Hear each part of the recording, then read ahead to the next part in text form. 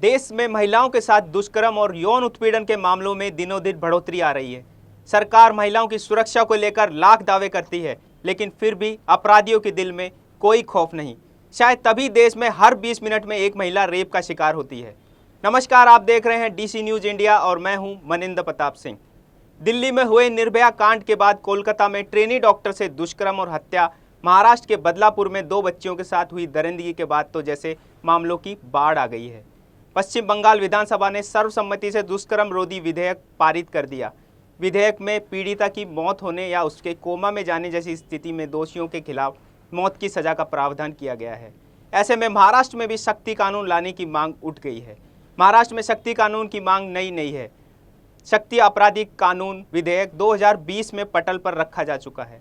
इस कानून का मुख्य मकसद राज्य की आधी आबादी को सुरक्षित और उससे संबंधित अपराधों में कमी लाना था। दुख की बात है कि शक्ति कायदा जो उद्धव जी की सरकार, महाविकास आघाड़ी की सरकार थी, उसने देशमुख साहब ने ये बिल आगे लेके गए थे। उनके सुझाव बहुत अच्छे थे उस बिल में और उन्होंने ये प्रस्ताव किया था।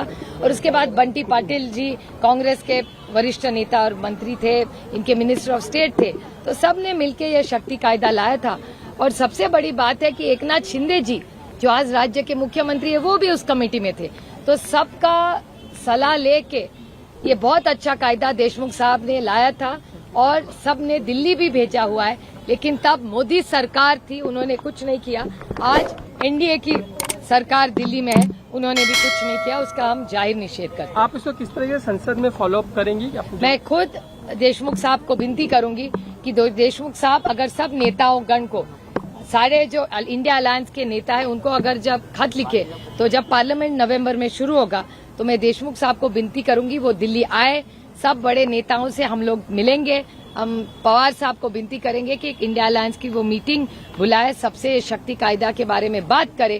उसके बाद हम सब इंडिया अलायंस से उनसे बात करके विनती करेंगे कि हम लोग साथ जाके इस देश के जो होम मिनिस्टर है उनसे मिले और उनको विनती करें कि ये बिल ला दे। इस कानून में हिंसा, एसिड अटैक और बलात्कार जैसे गैर जमानती अपराध, सोशल मीडिया पर महिलाओं को लेकर होने वाली हेट स्पीच, ईमेल मैसेज पर महिलाओं की मानहानि या उत्पीड़न के मामलों को शामिल किया गया था।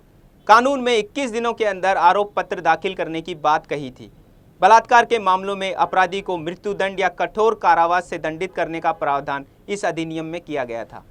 अपराध दर्ज होने के 30 दिन के भीतर जांच पूरी होनी चाहिए थी।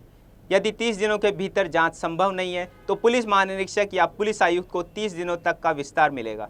यौन अपराध के मामले में न्यायिक जांच 30 दिन के भीतर पूरी होगी। इंटरनेट या मोबाइल टेलीफोन डेटा प्रदाता को पुलिस जांच के लिए जानकारी प्रदान करने की चूक में 3 महीने तक की कैद या 25 लाख का जुर्माना दोनों से दंडित किया जाएगा। फोन और अन्य डिजिटल माध्यमों में महिलाओं को धमकी देने पर सजा दी जाएगी। यह सजा किसी पुरुष, महिला या किसी तीसरे पक्ष को दी जा सकती है। यौन अपराध की झूठी शिकायत करने या जानबूझकर किसी व्यक्ति को परेशान करने पर भी जमानत नहीं मिलेगी।